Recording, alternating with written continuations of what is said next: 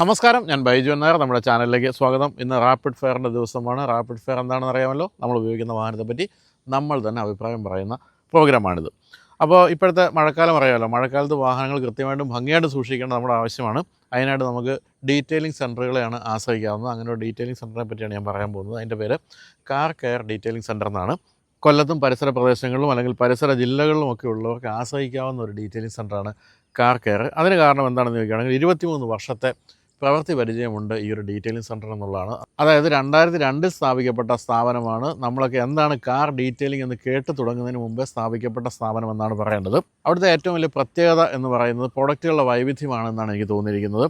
തികച്ചും consumer centric ആയിട്ടുള്ള അപ്രോച്ചാണ് അത്തരം കാര്യങ്ങൾ കാർ കെയർ സ്വീകരിച്ചിരിക്കുന്നത്. നിങ്ങളിപ്പോൾ അവിടെ ഏറ്റവും ബേസിക് ആയിട്ടുള്ള സെറാമിക് കോട്ടിങ്, അല്ലെങ്കിൽ graphene coating, borophene coating, nano technology coating, അങ്ങനെ ഏത് കാര്യത്തിന് സമീപിച്ചാലും നിങ്ങൾക്ക് 40-ലധികം പ്രൊഡക്റ്റുകൾ തിരഞ്ഞെടുക്കാനുണ്ട്. അതിൽ നിന്ന് നിങ്ങൾക്ക് ഇഷ്ടപ്പെട്ട പ്രൊഡക്റ്റ്, നിങ്ങൾക്ക് ഏറ്റവും പറ്റുന്ന പ്രൊഡക്റ്റ് തിരഞ്ഞെടുക്കാം. ഇനി PPF-ലേക്ക് പോവുകയാണെങ്കിൽ 13-ലധികം പ്രൊഡക്റ്റുകളുണ്ട്. അതിലും നിങ്ങൾക്ക് പല വെറൈറ്റി ഉണ്ട്, ഏത് വേണമെന്ന് തിരഞ്ഞെടുക്കാം. ഇപ്പോഴത്തെ ഒരു പ്രത്യേകത എന്ന് വെച്ചാൽ ഓണക്കാലത്ത് കുറച്ച് ഓഫേഴ്സ് ഇവർ തരുന്നുണ്ട് എന്നുള്ള കാര്യമാണ്. നിങ്ങൾ ഏത് തരത്തിലുള്ള കോട്ടിങ്ങിനായിട്ട് ചെന്നാലും നിങ്ങൾക്ക് 6000 രൂപയുടെ ഒരു ആഡഡ് ബെനിഫിറ്റ് കിട്ടുന്നുണ്ട്. എന്ന് പറഞ്ഞാൽ നിങ്ങൾക്ക് വേണമെങ്കിൽ ഇപ്പോൾ നിങ്ങളൊരു സാധാരണ ഇപ്പോൾ ഒരു സെറാമിക് കോട്ടിങ്ങിനാണ് അവിടെ ചെല്ലുന്നതിരിക്കട്ടെ, അങ്ങനെയാണെങ്കിൽ പോലും നിങ്ങൾക്ക് ഈ ഒരു 6000 രൂപയുടെ എക്സ്ട്രാ ബെനിഫിറ്റ് ഉപയോഗിച്ച് വേണമെങ്കിൽ വാഹനത്തിന് ചില ഭാഗങ്ങളിലൊക്കെ PPF ചെയ്യാൻ സാധിക്കും. അത് വളരെ പ്രധാനപ്പെട്ട കാര്യമാണ്. കാരണം എപ്പോഴും സ്ക്രാച്ചൊക്കെ വീഴുന്ന ഏരിയാസ് PPF ഒക്കെ ചെയ്യണമെങ്കിൽ നിങ്ങൾക്ക് കോട്ടിങ്ങിനോടൊപ്പം ഫ്രീ ആയിട്ട് ഇപ്പോൾ ചെയ്ത് കിട്ടും.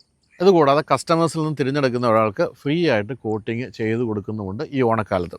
എന്തായാലും ഓഗസ്റ്റ് 1 തൊട്ട് 31 വരെയാണ് ഈ ഒരു ഫ്രീ പാക്കേജൊക്കെ നിങ്ങൾക്ക് കിട്ടുന്നതെങ്കിൽ നിങ്ങൾ ഓഗസ്റ്റ് 31-ന് ബുക്ക് ചെയ്യുകയാണെങ്കിൽ സെപ്റ്റംബർ 30 വരെ നിങ്ങൾക്ക് ഈ ഒരു പാക്കേജ് എക്സ്റ്റെൻഡ് ചെയ്ത് കിട്ടും. എന്തായാലും മഴക്കാലത്താണ് നിങ്ങൾ വാഹനങ്ങൾ ഏറ്റവും ഭംഗിയായിട്ട് സൂക്ഷിക്കേണ്ടത്. അതിന് പറ്റിയ സമയമാണിത്. ഓണക്കാലം ആകുമ്പോഴേക്കും ഏറ്റവും ഭംഗിയായിട്ട് വാഹനം നിലനിർത്താൻ കാർ കെയർ ഡീറ്റെയിലിംഗ് സെൻറ്റർ നിങ്ങളെ സഹായിക്കും. കൊല്ലത്ത് 2-ാം കുറ്റിയിലാണ് ഈ ഒരു സ്ഥാപനം പ്രവർത്തിക്കുന്നത്. എന്തായാലും ഓണക്കാലത്തെ ഓഫേഴ്സ് നിങ്ങൾക്ക് ഈ ഒരു സമയത്ത് പ്രയോജനപ്പെടുത്താൻ കഴിയും. അപ്പോൾ നമുക്കിനി റാപ്പിഡ് ഫെയറിലേക്ക് പ്രവേശിക്കാം.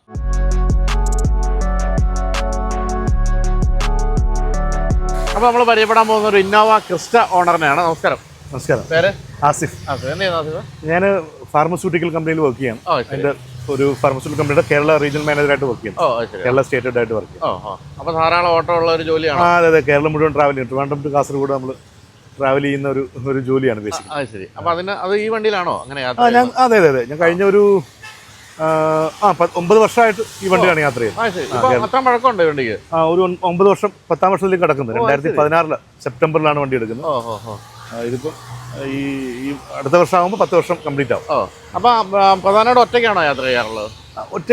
ഒറ്റയ്ക്കും ഉണ്ടാവും. ഇപ്പോൾ നമ്മളിപ്പോൾ ഒരു ജില്ലയിൽ നിന്ന് മറ്റു ജില്ലയിലേക്ക് പോകുമ്പോൾ ഒറ്റയ്ക്കായിരിക്കും. പിന്നെ അവിടെ ചെന്നുമ്പോൾ നമ്മുടെ കൊളീഗ്സ് ഒക്കെ ഉണ്ടാവും.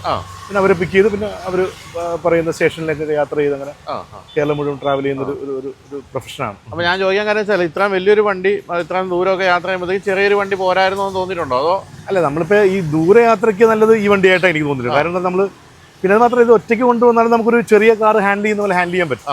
നമ്മുടെ ഡ്രൈവബിലിറ്റി ഭയങ്കര ഈസിയാണ്. പിന്നെ അതിൻ്റെ സ്റ്റിയറിംഗും കംഫർട്ടും ഒക്കെ നമുക്ക് വലിയ സുഖമാണ്. പിന്നെ നമ്മൾ യാത്രാ ക്ഷീണം എന്ന് പറയുന്നത് ഉണ്ടാകത്തില്ല. ഡ്രൈവ് ചെയ്താലും ട്രാവൽ ചെയ്താലും യാത്രാ ക്ഷീണം ഒട്ടും തോന്നിട്ടില്ല. ഇതിൽ വളരെ കംഫർട്ടബിൾ ആണ്. ബാക്കി ഈ വണ്ടി വാങ്ങിക്കാൻ തന്നെയാണോ പോയത്, അതോ വേറെ എന്തെങ്കിലുമൊക്കെ നോക്കിയിട്ട് ഇത് കൊള്ളാൻ തോന്നി അങ്ങനെ ഇതിലേക്ക് എത്തുകയാണോ? അല്ലല്ല, ഞാൻ ആദ്യം എനിക്ക് 2004 ഞാൻ എൻ്റെ ഫസ്റ്റ് കാർ അൾട്ടോ ആയിരുന്നു. ഞാൻ അൾട്ടോ ഒരു 1,60,000 കിലോമീറ്റർ ഓടിച്ചു. അതിനുശേഷം ഞാൻ പിന്നെ ഒരു എറ്റിയോസ് ലോഞ്ച് ചെയ്തപ്പോൾ അത് എറ്റിയോസ് ലിവ എടുത്തിരുന്നു.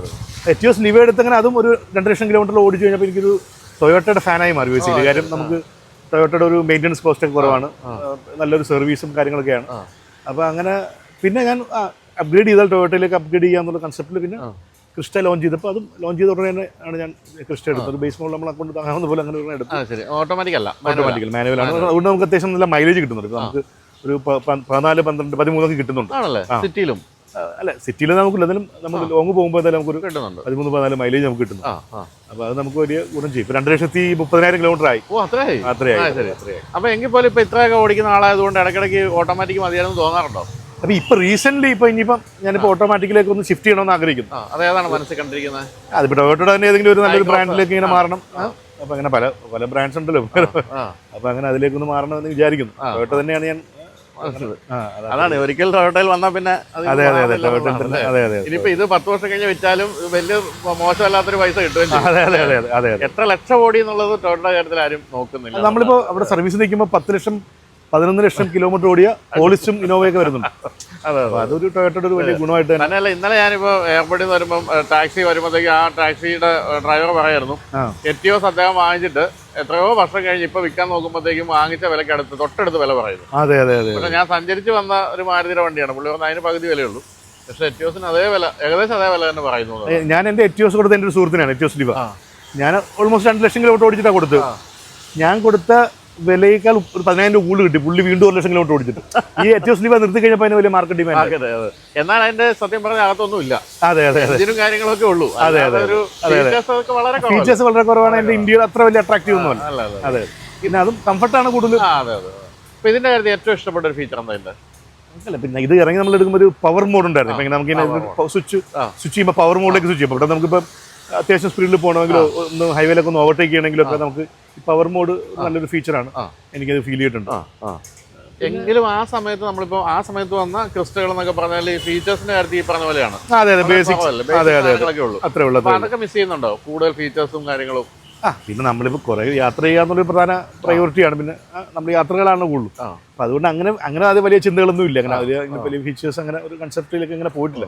ഇപ്പോൾ 2 ലക്ഷത്തിലധികം കിലോമീറ്റർ ഓടിക്കഴിഞ്ഞപ്പോൾ എന്തെങ്കിലും മേജറായിട്ടുള്ള എന്തെങ്കിലും മെയിൻ്റെനൻസ് വന്നോ? ഇല്ല. ഇപ്പം നമുക്കിപ്പോൾ എല്ലാം ഒരു എല്ലാ 10,000 സർവീസ് ചെയ്യുന്നുണ്ട് പ്രോപ്പറായിട്ട്. ആ സമയത്ത് ചില ഫിൽറ്റേഴ്സ് മറ്റു കാര്യങ്ങളൊക്കെ മാറുന്നല്ലാതെ മേജറായിട്ടുള്ള ഒരു ഇതുമില്ല. പിന്നെ ഈ നമുക്ക് ഈ ഇത്രയും ഡെയിലി യൂസും റഫ് യൂസും ആയതുകൊണ്ട് അവരുടെ ഒരയുന്നതൊക്കെ അല്ലാതെ വേറെ പ്രശ്നങ്ങളൊന്നും. ഈ സാധാരണ 10,000 കിലോമീറ്റർ എത്ര രൂപ സർവീസ് കോസ്റ്റ് വരുന്നുണ്ട്? അത് നമ്മൾ ഡിപ്പെൻസ് ആണ്. ഇപ്പം നമ്മളിപ്പം 1 ലക്ഷം തികയുന്ന ആ സമയത്ത് ചിലപ്പോൾ ഒരു 10,000-12,000 ഒക്കെ വരാം. അല്ലെങ്കിൽ നോർമലി അതെ അത്രേ ഉള്ളൂ. 14,000-15,000. ചില ഇപ്പം എനിക്ക് 2 ലക്ഷം തികഞ്ഞ സമയത്ത് എനിക്ക് തോന്നുന്നു ചില 1-2 ഫിൽറ്റേഴ്സ് കുറച്ച് സാധനങ്ങൾക്ക് മാറി എനിക്ക് തോന്നുന്നു 23,000 രൂപ. അതാണ് എനിക്ക് തോന്നുന്നു ഏറ്റവും കൂടിയ. അതെ അത് വളരെ എക്കണോമിക്കലാണ് ബേസിക്കലി സർവീസ് കോസ്റ്റ്. അത് അവർ ഇപ്പോൾ റീസെൻ്റ്ലി ഇപ്പം ഇച്ചിരി വർദ്ധിച്ചു വരുന്നുണ്ട്. ടൊയോട്ട എന്താണ് അങ്ങനെ ഇപ്പോൾ റീസെൻ്റ്ലി ഇച്ചിരി അവർ കുറച്ച് ചാർജ് ചെയ്യാൻ തുടങ്ങുന്ന ഒരു ഫീലിംഗ് എനിക്കുണ്ട്. ആദ്യകാലങ്ങളിലൊക്കെ ഭയങ്കര ചീപ്പായിട്ടാണ്. ഇവൻ നമ്മൾ 3,000-4,000 രൂപയൊക്കെ ഉണ്ടായിരുന്നു. ഇപ്പൊ എന്താണ് ഇനിയിപ്പോ അടുത്ത മനസ്സിൽ കണ്ടിരിക്കുന്നത്? ഹൈക്രോസ് ആണോ, അതായത് സ്ട്രോങ് ഹൈബ്രിഡോ അങ്ങനെ എന്തെങ്കിലും ആണോ മനസ്സിൽ കണ്ടത്? അതെ, ഹൈബ്രിഡ് ഹൈക്രോസും ഓട്ടോമാറ്റിക് എടുക്കണം. അല്ലെങ്കിൽ നമ്മളിപ്പോൾ കുറച്ചുകൂടെ ഫിനാൻഷ്യലി കുറച്ചുകൂടെ മെച്ചപ്പെട്ടാൽ ലെക്സസിലോട്ടൊക്കെ പോകണമെന്ന് ആഗ്രഹിക്കുന്നു. ഇലക്ട്രിക് കാറുകൾ മനസ്സിൽ വന്നിട്ടേ ഇല്ല. ഇലക്ട്രിക് കാറുകൾ മനസ്സിൽ വന്നിട്ടുണ്ട്. ഇപ്പം പുതിയ ട്രെൻഡ് അനുസരിച്ച് വന്നിട്ടുണ്ട്. പക്ഷേ അതിൻ്റെ ഒരു ഇപ്പം എന്താ പറയുക, നമ്മളിപ്പോൾ ഇത് പലരും വഴി കിടക്കുന്നത് പല അനുഭവങ്ങൾ പങ്കുവെക്കുന്നുണ്ടല്ലോ. അപ്പോൾ അതൊന്ന് ഇലക്ട്രിക് കാറുകൾ വന്ന് നിരത്ത് കീഴടക്കി അതൊരു എന്താ പറയുക, അതൊരു കൺസിസ്റ്റന്റ് ആയിട്ട് അതെ പ്രൂവ് ചെയ്തിട്ട് നമുക്ക് നോക്കാം. അപ്പോൾ പിന്നെ അങ്ങനെ BYD ഒക്കെ നമുക്ക് താല്പര്യമുള്ള ഒരു മോഡലാണ്. ടെസ്ല വരാൻ പോകുന്നു പറയാം. അപ്പോൾ അങ്ങനെയാണെങ്കിൽ ഇലക്ട്രിക് കാറുകളും ഒരു ഓപ്ഷനായിട്ട് നമ്മുടെ മനസ്സിലുണ്ട്. ഒരു സെക്കൻഡ് കാർ എന്നല്ലേ അങ്ങനെ ഒരു മനസ്സിലുണ്ട്. അതെ. ഓക്കെ, അപ്പോൾ എന്തായാലും ഈ പറഞ്ഞ പോലെ നമുക്കറിയാം, ഒരു കുറ്റവും പറയില്ല എന്നുള്ള ഒരു സംശയമല്ല ക്രിസ്റ്റയുടെ കാര്യത്തിൽ. ടൊയോട്ട അത്തരം കാര്യങ്ങളിലൊന്നും യാതൊരു കോംപ്രമൈസും ഒരു കാര്യത്തിൽ ചെയ്യില്ല എന്നുള്ളതുകൊണ്ട് തന്നെ ഇതിനി 10 വർഷമോ 10 ലക്ഷം കിലോമീറ്റർ ഓടിയാലും അനങ്ങില്ല. അപ്പോൾ എന്തായാലും thank you so much. Very nice meeting you. പുതിയ വണ്ടി വരുമ്പോൾ കാണാം. ഓക്കെ, തീർച്ചയായിട്ടും. Thank you very much.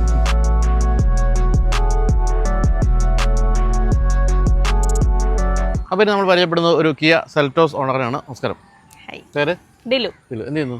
ഞാൻ ലുലുവിലാണ് വർക്ക് ചെയ്യുന്നത്. ലുലുവിന്റെ ജനറൽ മാനേജർ ഇവന്റ്സ് ആയിട്ടാണ് വർക്ക് ചെയ്യുന്നത്. ഇവിടെ കൊച്ചിയിൽ തന്നെ. ശരി. ഇവിടുത്തെ കാര്യം തന്നെയാണോ?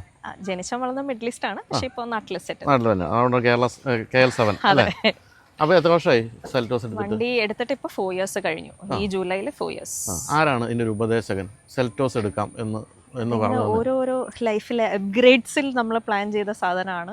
കാരണം ഇതിനു മുന്നേ ബ്രയോ ആയിരുന്നു ഫസ്റ്റ്. പിന്നെ ഞങ്ങൾക്ക് ഒരു ഫ്രീ സ്റ്റൈൽ ഉണ്ടായിരുന്നു. ഫ്രീ സ്റ്റൈലിൽ നിന്ന് നെക്സ്റ്റ് അപ്ഗ്രേഡ് ഒരു ഓട്ടോമാറ്റിക് എടുക്കണം എന്ന് നോക്കിയ സമയത്ത് ആ സമയത്ത് കുറേ ടെസ്റ്റ് ഡ്രൈവ് ചെയ്ത് MG തൊട്ട് ഞങ്ങളെല്ലാം ടെസ്റ്റ് ഡ്രൈവ് ചെയ്ത് ഞാനും ഹസ്ബൻഡും ചെയ്തിട്ടാണ് നമ്മൾ ഈ ഒരു ഓപ്ഷനിലോട്ട് എത്തിയത്. എന്താണ് അപ്പോൾ അത്രയും ടെസ്റ്റ് ഡ്രൈവ് ചെയ്തിട്ട് സെൽറ്റോസ് മതി എന്ന് രണ്ടുപേരോട് തീരുമാനിക്കാൻ എന്താണ് ഇതിൽ സ്പെഷ്യലായിട്ട് കണ്ട ഒരു സംഭവം? എന്താണ് എനിക്ക് തോന്നുന്നത് ആ ഒരു പ്രൈസ് റേഞ്ചിൽ 17-18 ആ ഒരു പ്രൈസ് റേഞ്ചിൽ this was the best bye എന്ന് എനിക്ക് തോന്നുന്നത്. കാരണം നമ്മൾ ആ സമയത്ത് ടൊയോട്ടോ ചെയ്തു, MG വരെ ഞാൻ ഓടിച്ചിട്ട് എനിക്ക് വലിയ ഇതായിട്ട് തോന്നിയില്ല. പിന്നെ jeep was the next option. പക്ഷേ that was completely out of ഒരു 24 ആ റേഞ്ച് എന്തോ പോകുന്നുണ്ടായിരുന്നു. അപ്പോൾ ദാറ്റ്സ് ഹൗ നമ്മൾ കിയ എത്തിയത്. പിന്നെ ഒരു ബ്ലാക്ക്, എല്ലാം ബ്ലാക്ക് മാത്രം വാങ്ങുന്ന ആൾക്കാരാണ് ഞങ്ങൾ. അപ്പോൾ അങ്ങനെ ആ ഒരു കളർ കോമ്പിനേഷൻ, പിന്നെ ആ ലോഗോ ചേഞ്ച് വന്ന സമയമായിരുന്നു. അപ്പോൾ ഞങ്ങൾക്ക് ആ പുതിയ ലോഗോവും കൂടെ ഇഷ്ടപ്പെട്ടു. പല കാര്യങ്ങളും നോക്കി. അതെ, കുറേ റീസൺസ് ഉണ്ടായിരുന്നു. പിന്നെ ബീങ് ഇൻ ലുലു, കാരണം നമുക്ക് ഈ വണ്ടി ആ സമയത്ത് ഭയങ്കര വെയിറ്റിംഗ് ടൈം ആയിരുന്നു. അപ്പം ഞങ്ങളുടെ ആ ഒരു കോർപ്പറേറ്റ് ഇതുണ്ടായിരുന്നു ആ സമയത്ത്. അപ്പം അങ്ങനെ ഒരു സ്പെഷ്യൽ ടൈം ലൈനിൽ കിട്ടി.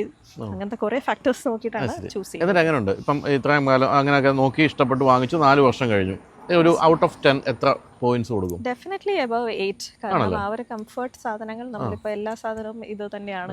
എന്താ ഒരു 2 പോയിന്റ് കുറയാൻ കാരണം? എനിക്ക് ജീപ്പ് ഓടിച്ചതിന്റെ ഒരു feel definitely, but for this price range definitely it is worth buying എന്ന് എനിക്ക് തോന്നിയിട്ടുണ്ട്. ഇതിലുമാണ് സ്ഥിരമായിട്ട് ഓടിക്കുന്നത്? അതെ, ഹസ്ബൻഡ് ഇവിടെ ഇല്ല, ട്രാവലിംഗ് ആണ്. അപ്പോൾ ഞാനാണ് ഇപ്പോൾ സ്ഥിരം ഓട്ടോമാറ്റിക് ആണ്, പെട്രോൾ ഓട്ടോമാറ്റിക് ആണ്. സാധാരണ ഇതിൽ പെട്രോൾ ഓട്ടോമാറ്റിക്കിന് പ്രധാന പ്രശ്നമായിട്ട് കേൾക്കുന്നത് മൈലേജ് മൈലേജ് അതൊരു വലിയ കൺസേൺ തന്നെയാണ്. Definitely yes. ആ 2 മാർക്ക് വേണമെങ്കിൽ നമുക്ക് മൈലേജ് ആഡ് ചെയ്യാൻ പറ്റുന്നതാണ്. എസ്പെഷ്യലി ഞാൻ എടപ്പള്ളി തന്നെ താമസിക്കുന്ന ആളാണ്. ഫോർ മീ ഷോർട്ട് ഡിസ്റ്റൻസ് ആണ് ഓഫീസ് എന്ന് പറയുന്നത്. അപ്പോൾ ഒരു 8 ആണ് എൻ്റെ മാക്സിമം. എനിക്ക് അതൊരു 5ഉം 6ഉം വരെ എത്തിയ സിറ്റുവേഷൻസ് ഒക്കെ ഉണ്ടായിട്ടുണ്ട്. അതെന്താണ് നമ്മുടെ ഈ ഒരു ട്രാഫിക്കിന്റെ പ്രശ്നം കൊണ്ടാണോ അതോ? ഡെഫിനറ്റ്ലി ട്രാഫിക് ആണെന്ന് തോന്നുന്നു. കാരണം നടന്നു പോയാൽ പെട്ടെന്ന് എത്തുന്ന, പക്ഷെ എന്നാലും വണ്ടി എടുത്തിട്ട് ലോങ് ട്രിപ്പ് പോയിട്ടുണ്ടോ? ലോങ് ഡ്രൈവ്സ് പോകാറുണ്ട്. അപ്പൊ അതിൽ ഏകദേശം അത് അത്യാവശ്യം അറ്റ്ലീസ്റ്റ് ഞാൻ ഒരു 18-19 ഒക്കെ കണ്ടിട്ടുണ്ടോ? യെസ്, അത്ര വരെ കിട്ടിയിട്ടുണ്ട്. അപ്പൊ വളരെ ഭയങ്കര ഡ്രോപ്പാണ് നമ്മൾ സിറ്റിയിൽ സിറ്റി ഓടിക്കുമ്പോൾ. ഇതില്. എന്താണ് ഇപ്പൊ ഇത്രയും കാലം ഓടിച്ചപ്പോൾ ഇതിന്റെ ഏറ്റവും ഇഷ്ടപ്പെട്ട ഫീച്ചർ എന്താ? അങ്ങനെ ചോദിച്ചു കഴിഞ്ഞാൽ definitely comfort vice I feel this is. അത് ഡ്രൈവിംഗിന്റെ കംഫർട്ടാണോ അതോ നമ്മൾ ഇരുന്ന് യാത്ര ചെയ്യുന്നതിന്റെ കംഫർട്ടാണോ? യാത്ര ചെയ്യുന്നതിന് കംഫർട്ട്. ഡ്രൈവിംഗിന്റെ ആ ഒരു സ്പിരിറ്റ് കിട്ടത്തില്ല ശരിക്കും ഓട്ടോമാറ്റിക് ആയതുകൊണ്ട്. കാരണം ഇതിനു മുന്നേ ഞാൻ ഫ്രീ സ്റ്റൈൽ ഓടിച്ചാണ്. അതും ഇതുമായിട്ട് നമുക്ക് ഒന്നും കമ്പയർ ചെയ്യാൻ പറ്റില്ല. ദാറ്റ് ഫീൽ ഓഫ് ഡ്രൈവിംഗ് എന്ന് പറയുന്ന മാനുവൽ ആണ്. പക്ഷെ ഇത് ഓട്ടോമാറ്റിക്കലി ഇറ്റ് ഇസ് ആ ഒരു ഇരിക്കാനുള്ള കംഫർട്ട് ഇസ് ഡെഫിനറ്റ്ലി ഇത്.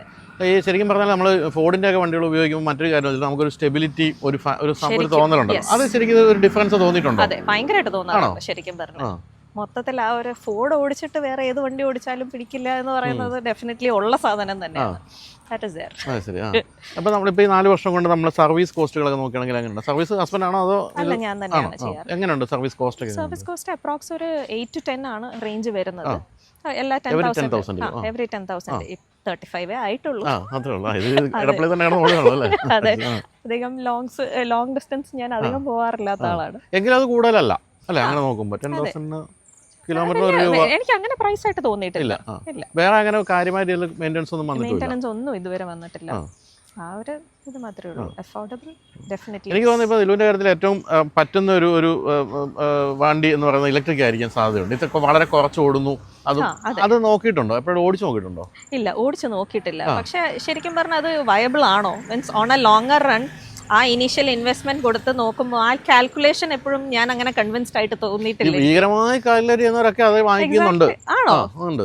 അപ്പൊ കനത്തിൽ പണ്ടത്തെ ഒരു ചെറിയ വലിയ കൺസേൺ എന്ന് വെച്ചാൽ ബാറ്ററിയുടെ റീപ്ലേസ്മെന്റ് വേണ്ടി വരുമെന്ന്. ഇപ്പൊ അതിൽ ലൈഫ് ടൈം വാറണ്ടി ഒക്കെ ആയതുകൊണ്ട് അതിന് വലിയ പ്രശ്നമില്ലാന്ന് തോന്നുന്നു. അപ്പൊ ഓടിച്ചു നോക്കിയിട്ടേ ഇല്ല. ഓടിച്ചു നോക്കിയിട്ടില്ല. അപ്പോൾ ഇതിന് എത്ര കാലം ഇങ്ങനെ കൊണ്ടുനടക്കാനാണ് പരിപാടി? ഇല്ല, മാറ്റണം. എന്തെങ്കിലും ഒരു നെക്സ്റ്റ് അപ്ഗ്രേഡ് പോകണം. ഈ നെക്സ്റ്റ് അപ്ഗ്രേഡ് എന്ന് പറയുന്നത് എന്തെങ്കിലും മനസ്സിൽ കണ്ടിട്ടുണ്ട്? വാങ്ങിക്കാൻ വേണ്ടി ഒന്നും അല്ലെങ്കിൽ പോലും ചില വണ്ടികൾ കാണുമ്പോൾ കൊള്ളാം. വാങ്ങാൻ എനിക്ക് BMW മാറ്റണം, X1 നോക്കണം എന്ന് ഭയങ്കര താല്പര്യമുള്ളതാണ്. എന്താണ് അതിൽ ഇഷ്ടപ്പെട്ട ഒരു കാര്യം? എനിക്ക് സെഡാനിലും ഞാൻ പ്രിഫർ ചെയ്യുന്ന ടൈപ്പ് ഓഫ് വെഹിക്കിൾസ് ഇതാണ്. അപ്പോൾ ആ ഒരു കൈൻഡ് ഓഫ് ഇതിലോട്ടാണ് ആ ഒരു ഇൻട്രസ്റ്റ് വന്നിരിക്കുന്നത്. ശരി. എങ്കിലും വീണ്ടും നമ്മളിപ്പോൾ സിറ്റി തന്നെ ഓടിക്കുമ്പോഴത്തേക്കും വലിപ്പം കുറഞ്ഞ വണ്ടികളായിരിക്കും കൂടുതൽ കംഫർട്ടബിൾ അല്ലേ? വീണ്ടും പോകുന്നത് കുറച്ചുകൂടി വലിയ വണ്ടിയിലേക്കാണല്ലോ അല്ലേ? അത് ഈ ഇടപ്പള്ളി തന്നെ ഓടുകയാണെങ്കിൽ അങ്ങനെയാണ് മനസ്സിൽ വന്നിരിക്കുന്നത്. പിന്നെ ആ ഒരു അപ്ഗ്രേഡേഷൻ ആണല്ലോ നമ്മൾ ഉദ്ദേശിക്കുന്നത്. അതുപോലെ ഈ കിയയുടെ ഏറ്റവും വലിയ പ്രത്യേകത ഇൻഫർടൈൻമെന്റ് സിസ്റ്റം അതുപോലുള്ള കണക്ടിവിറ്റി ഫീച്ചേഴ്സ് ഒക്കെയാണ്. അതൊക്കെ നോക്കാറുണ്ടോ? പരീക്ഷിക്കാറുണ്ടോ? അങ്ങനെ വലിയ പരീക്ഷണം ഒന്നുമില്ല. ഫോൺ കണക്ഷൻ ഒക്കെ മാത്രമേ അതൊക്കെ തന്നെ നോക്കുള്ളൂ. ഹസ്ബൻഡ് ഏതുകൊണ്ട് ഉപയോഗിക്കുന്നത്? ഹസ്ബൻഡ് അവിടെ മിഡിൽ ഈസ്റ്റിലാണ്. അപ്പോൾ ആളുടെ കയ്യിൽ ഇപ്പോൾ ഉള്ളത് മറ്റേ കോസെയർ ആണ്. അപ്പോൾ അവിടുത്തെ വന്നിട്ട് ഇവിടെ വന്ന് ലൈസൻസ് എടുത്ത് ഓടിക്കുകയായിരുന്നു ദിലു അല്ലേ? അവിടെയാണ് ഓടിച്ചിരുന്നത്? അല്ലല്ല, ഞാൻ അവിടെയല്ല, ഞാൻ ഇവിടെയാണ് ലൈസൻസ് ഒക്കെ എടുത്തത്. അപ്പോൾ എങ്കിൽ പോലും അവിടെ ജനിച്ചു വിടുന്ന ആളെന്നുള്ള നിലയ്ക്ക് വലിയ ബുദ്ധിമുട്ടുണ്ടാക്കുന്നില്ല ഇവിടുത്തെ ഡ്രൈവിംഗ് കണ്ടീഷൻസ്? ഇവിടുത്തെ വണ്ടി ഓടിക്കാൻ പഠിച്ചു കഴിഞ്ഞാൽ ലോകത്ത് എവിടെ വണ്ടി ഓടിക്കാം എന്നുള്ള ഒരു കോൺഫിഡൻസ്. തിരിച്ച് അവിടെ നിന്ന് ഓടിക്കാൻ പറ്റുമെന്നുള്ളതാണ്. പറ്റത്തില്ല, ഒരിക്കലും പറ്റത്തില്ല. ആ ഒരു ലൈനൊക്കെ ക്രോസ് ചെയ്യാൻ ഇത്ര സ്പീഡ് മെയിൻറ്റെയിൻ ചെയ്ത് പോവാന്നൊക്കെ പറഞ്ഞു കഴിഞ്ഞാൽ അവിടെ നിന്ന് ബുദ്ധിമുട്ടാവും. അതെ, ഹോൺ അടിക്കേണ്ട ഒന്നും പറ്റില്ലല്ലോ. അതെ.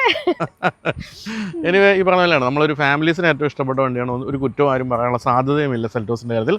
തന്നെയല്ല ഈ മെയിൻ്റനൻസ് കോസ്റ്റ് ഒക്കെ ആണെങ്കിലും ഒരു നമ്മൾ പിടിച്ചാൽ കിട്ടുന്നിടത്ത് നിൽക്കുന്ന ഒരു വാഹനമാണ്. എന്ന് വെച്ചാൽ എക്സ്ട്രാ ഓർഡിനറി വണ്ടിയൊന്നും അല്ല, അല്ലേ? ഒരു കൊള്ളാവുന്ന വണ്ടി എന്ന് പറയുന്ന ഒരു സാധനമാണ്. Affordable option. അതെ. അപ്പോൾ നമുക്ക് നെക്സ്റ്റ് ഒന്നുമായിട്ട് വീണ്ടും കാണാം, അല്ലേ? ഓക്കെ, അപ്പോൾ all the best. Thank you.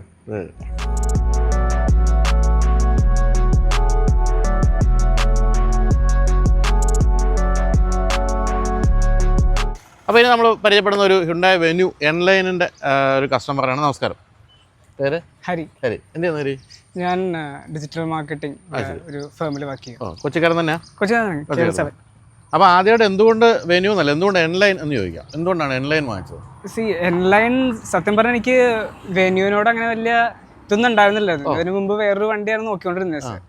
അപ്പോൾ ഞാനിപ്പോൾ വെന്യൂവും കൂടി ഒന്ന് നോക്കാമെന്ന് ജസ്റ്റ് വിചാരിച്ചു. അങ്ങനെയാണ് ഞാൻ അവിടെ പോയി നോക്കിയപ്പോൾ സാധാരണ വെന്യൂയാണ് ആദ്യം കണ്ടത്. I don't feel any special, ഒരു എക്സൈറ്റ്മെന്റ് ഇല്ല. ഇന്റീരിയേഴ്സ് ആണെങ്കിലും ഒരു നോർമൽ കാറിനൊരു ഫീല് പോലെ കിട്ടുന്നത്, സ്പെഷ്യൽ ആയിട്ടൊന്നും തോന്നിയൊന്നുമില്ല. അപ്പൊ അന്ന് ഇത് ഡിസ്പ്ലേയിലൊന്നും ഉണ്ടായിരുന്നില്ല. അപ്പൊ സെയിൽസ്മാൻ എന്നെ കൊണ്ട് വേറൊരു സാധനം ഉണ്ട് കാണിച്ചു തരാന്ന് പറഞ്ഞു. അങ്ങനെ പോയി കണ്ട് എനിക്ക് ഇഷ്ടപ്പെട്ടു. അതെ, കളർ ഇഷ്ടപ്പെട്ടു. ഉള്ളി ഇന്റീരിയർ ആണെങ്കിലും മറ്റേ വെച്ച് കമ്പയർ ചെയ്യുമ്പോൾ ഭയങ്കര ഡിഫറെന്റ് ആണ്. അപ്പൊ അത് എനിക്കത് എനിക്ക് ഇഷ്ടപ്പെട്ടു. ഞാൻ അത് ഇങ്ങനെ ബുക്ക് ചെയ്ത് മതി എന്ന് പറഞ്ഞു. എന്ത് ഡിഫറൻസ് ഉണ്ടായിരുന്നു വിലക്ക് രണ്ടുമായിട്ട്? വിലക്ക് സാധാ എനിക്കൊരു 1.5 lakhs വ്യത്യാസം. ഇത് N6 എന്ന് പറഞ്ഞ മോഡലാണ്. ഇതിനെക്കാട്ടും ടോപ്പിൽ ഒരെണ്ണമുണ്ട്, അത് N8 എന്ന് പറയും. അതിന് കുറച്ചും കൂടി ഫീച്ചേഴ്സ് ഉണ്ട്. ഒരു 1 lakh കൂടി കൂടുതലാണ് എന്നെക്കാട്ടും. പക്ഷെ അതിൻ്റെ ഉള്ള ഫീച്ചേഴ്സ് എനിക്ക് ആവശ്യമുള്ളതെന്ന് തോന്നിയതുകൊണ്ട് ഇത് മതി. അതിന് മറ്റേ ആപ്പിൾ കാർപ്ലേ അല്ലേ, അത് വയർഡാണ്. എനിക്കത് പിന്നെ അത് ബ്ലൂ ലിങ്ക് എന്ന് പറഞ്ഞ ഫീച്ചേഴ്സ് ഒക്കെ ഉണ്ട്. അത് വേറെ രാജ്യത്തിരുന്ന് വേണമെങ്കിൽ വണ്ടിയൊക്കെ ഓൺ ആക്കാനുള്ള features.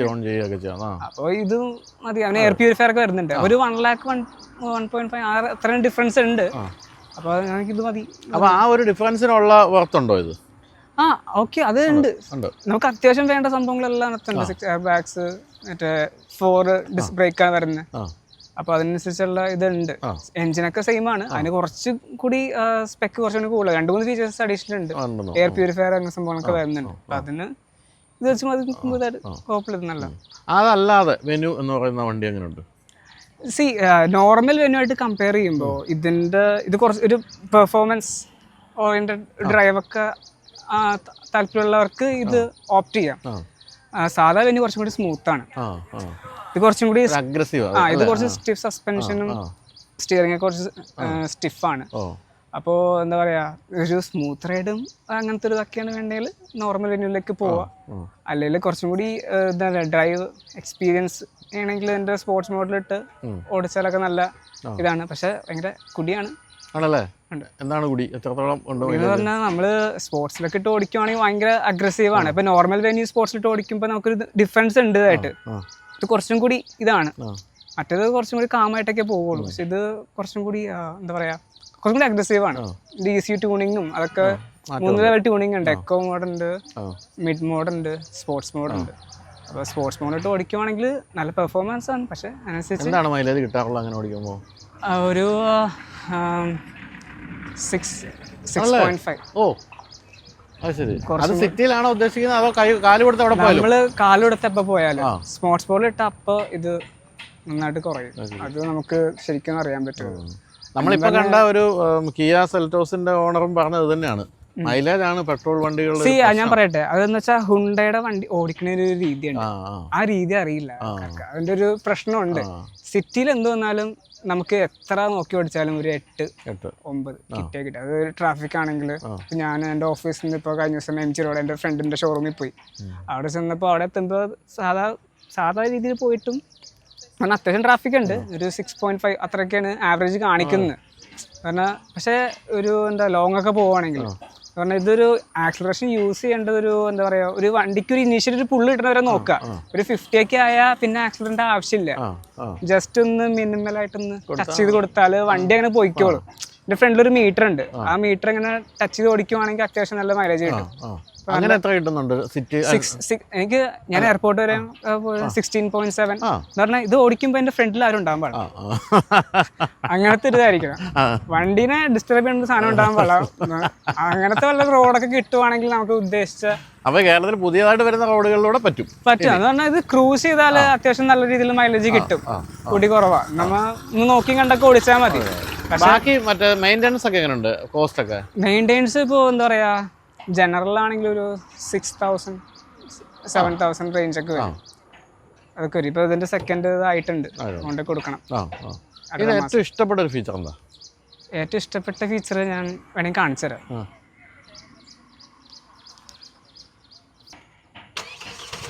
Okay. Remote own start ആകുന്നത്, ഇത് ഓണാക്കിയത് നല്ല ഫീച്ചറാണ്. പറഞ്ഞാൽ നമ്മളിപ്പോൾ എല്ലായിടത്തും കയറി ഫുഡ് കഴിക്കാൻ എവിടെയെങ്കിലും പോവുകയാണെങ്കിൽ നല്ല ചൂടത്തിരിക്കുവാണെങ്കിൽ നമുക്ക് വണ്ടിയൊക്കെ നന്നായിട്ട് തണുപ്പിച്ചൊക്കെ ഇടാം. ശരിയാണ്. പിന്നെ ഇതിന്റെ ഡ്രൈവ്, സ്പോർട്സ് മോഡലുള്ള ഡ്രൈവ്, അതൊരു ഇതാണ്. പിന്നെ നമുക്കിപ്പോൾ ഈ പറഞ്ഞ പോലെ ഈ മൈലേജിന്റെ അത് ഒഴിച്ചു നിർത്തിയാൽ എന്താണ് എന്തെങ്കിലും കൂടി ഒരു കുറവായിട്ട് പറയുന്ന കാര്യം? കുറവെന്ന് പറയാൻ ഇതിന്റെ സ്പീക്കേഴ്സ് ഹുണ്ടയുടെ സ്പീക്കേഴ്സ് പറഞ്ഞ അത്യാവശ്യം എന്താ പറയാ, അതും കുറച്ചും കൂടി ബെറ്റർ ആക്കാന്ന് എനിക്ക് തോന്നിയിട്ടുണ്ട്. പിന്നെ ഉള്ളത് തന്നെ റെയിൻ സെൻസർ വൈപ്പേഴ്സ് ഉണ്ടായിരുന്നെങ്കിൽ നല്ലായിരുന്നു തോന്നിയിട്ടുണ്ട്. അല്ലാതെ സത്യം പറഞ്ഞ വണ്ടിയിൽ ഒന്നും ചെയ്യാനില്ല, ഓൾമോസ്റ്റ് എല്ലാം ഉണ്ട്. എത്രയായി ഓൺ റോഡിന്? 15 lakhs. ഇപ്പൊ എനിക്ക് തോന്നുന്നു ഒരു 50,000 കൂടി കൂടിയിട്ടുണ്ടെന്ന് തോന്നുന്നു. ഇതിന്റെ ഒരു മോഡൽ ഞാൻ പറഞ്ഞു, ഒരു മോഡലും കൂടി ഉണ്ട് മേളിൽ, അതിന് ഒരു 1 point കൂടി കൂടുതലായിരുന്നു. ഇത് എടുക്കുന്ന സമയത്ത് ഇലക്ട്രിക് കാറുകൾ നോക്കിയിരുന്നോ? ഇലക്ട്രിക്കൽ ആക്ച്വലി ഞാൻ നോക്കിയില്ല. എന്തുകൊണ്ടാണ് അതിലേക്ക് മനസ്സ് പോകാതിരുന്നതിന്റെ കാരണം? അത് അന്ന് ഞാനത് 2023 എടുത്താണ്. അപ്പോൾ ആ സമയത്ത് ഈ ഇലക്ട്രിക് വരുന്നുണ്ട്, എന്നാലും അത്രയും യൂസ്ഡ് ആയിട്ട്. അപ്പോൾ വീട്ടിലിങ്ങനെ എല്ലായിടത്തും ലോങ് എവിടെയെങ്കിലും പോവുകയാണെങ്കിൽ ചാർജിങ്ങിന്റെ ഇഷ്യൂ ഒക്കെ നമ്മൾ പ്ലാൻ ചെയ്ത് വേണമല്ലോ പോവാൻ. അപ്പൊ അതൊരു ഇഷ്യൂ ആയിട്ട് വന്നാലോ എന്ന് പേടിച്ചിട്ടാണ് ഇത് എടുത്തത്. ഇനി ഒരു വണ്ടിയിലേക്ക് വേണം ഇലക്ട്രിക് നോക്കൂ. ഞാൻ മനസ്സറിയാൻ വേണ്ടി ചോദിക്കുന്ന ആൾക്കാരുടെ മനസ്സറിയാൻ വേണ്ടി ചോദിക്കുന്നു. ഇപ്പോൾ എനിക്ക് അധികം ഓട്ടം കുറവാണ്. അപ്പോൾ വീട് ഇപ്പോൾ മറ്റേ സോളാർ ആക്കുന്നുണ്ട്. അപ്പം അങ്ങനെയാണെങ്കിൽ ഇത് ഭാവിയിലൊരു വല്ല E6 അതെന്തെങ്കിലും എടുത്താൽ ഇതിപ്പോൾ എനിക്കൊരു മാസം ഞാനൊരു 3,000 to 4,000, അത് home to office, office to home, ആ ഒരു കോൺസെപ്റ്റ് മാത്രമാണെങ്കിൽ എനിക്ക് ഈ പറയുന്നതിനകത്ത് ഓക്കെയാണ്. അല്ലാതെ ഞാനിപ്പോൾ എൻ്റെ അല്ലാതൊരു കാഷ്വൽ ഡ്രൈവേഴ്സ് ഒക്കെ പോവുകയാണെങ്കിൽ ഇതിനെക്കാട്ടും കൂടുതൽ എന്തായാലും വരും. അപ്പോൾ അങ്ങനെയൊക്കെ ചോദിക്കുകയാണെങ്കിൽ എനിക്ക് മറ്റേതാണ് നല്ലതെന്ന് പറഞ്ഞാൽ ഒറ്റ ചാർജിൽ എനിക്ക് 400 ഒക്കെ വരും. അപ്പൊ എനിക്ക് പ്രാവശ്യം ചാർജ് ചെയ്താൽ എനിക്ക് വേണമെങ്കിൽ ഒരു 2 മാസം വേണമെങ്കിൽ ഓഫീസിലൊക്കെ പോയിട്ടൊക്കെ വരാം. കുറച്ച് കിലോമീറ്റർ ഉള്ളൂ വീട്ടിൽ നിന്ന് ഓഫീസ്. അപ്പൊ അത് കുറച്ചുകൂടി എക്കണോമിക്കലായിട്ട് എനിക്ക് തോന്നി, കാരണം വീട് സോളാർ ആയതുകൊണ്ട്. അപ്പൊ അത് നോക്കാം. എന്നാലും നമ്മൾ സെൽറ്റോസിൻ്റെ കണ്ടുപോലെ തന്നെയാണ്, അതിന് കുറ്റമൊന്നും പറയാനുള്ള ഒരു സംഭവങ്ങളൊന്നും ഈ വണ്ടിയിലും ഇല്ല. പക്ഷേ മൈലേജ് എന്ന് പറയുന്നത് ഹ്യുണ്ടായി ആയിട്ട് ബന്ധപ്പെട്ട ഏത് കമ്പനി ആയാലും പെട്രോളിൽ മൈലേജ് കുറവാണെന്നുള്ളത് സത്യസന്ധമായ കാര്യമാണ്. 6.5 to 8 കിലോമീറ്ററൊക്കെയാണ് സിറ്റി കിട്ടുന്നത് വെച്ചാൽ നമുക്കൊരു 13 രൂപയൊക്കെയാണ് ഒരു കിലോമീറ്റർ ഓടാൻ വേണ്ടി നമുക്ക് ചിലവാകുന്നത്. പക്ഷേ എല്ലാവരും അതൊക്കെ ക്ഷമിക്കാൻ കാരണം എന്താണെന്ന് വെച്ചാൽ ലോങ് ഡ്രൈവിൽ കൂടുതൽ മൈലേജ് കിട്ടും, തന്നെയല്ല ഒരു കംഫർട്ടും അതുപോലെ തന്നെ തലവേദന ഒന്നും ഉണ്ടാക്കില്ല, എത്ര കാലം വേണമെങ്കിൽ ഓടിക്കുള്ളൂ. അതൊക്കെയാണ് ഹ്യുണ്ടായുടെയും കിയയുടെയും വണ്ടികളുടെ ഒരു പ്രത്യേകമായിട്ട് പറയുന്നത്. അപ്പോൾ എന്തായാലും താങ്ക് യു സോ മച്ച്. അപ്പം എന്തായാലും അടുത്ത എന്താ പറയുക ഇലക്ട്രിക് വണ്ടിയായിട്ട് വീണ്ടും കാണാം. Okay, thank you.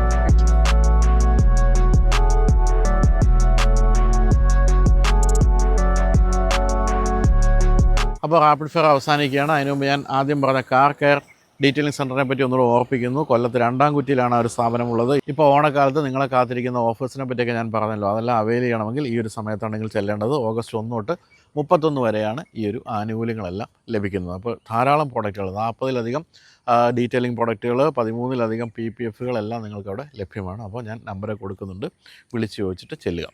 അപ്പോൾ ഇത്രയും പറഞ്ഞുകൊണ്ട് അവസാനിപ്പിക്കുന്നു. അടുത്ത ആഴ്ച മറ്റൊരു റാപ്പിഡ് ഫെയർ ആയിട്ട് കാണാം. ബൈ.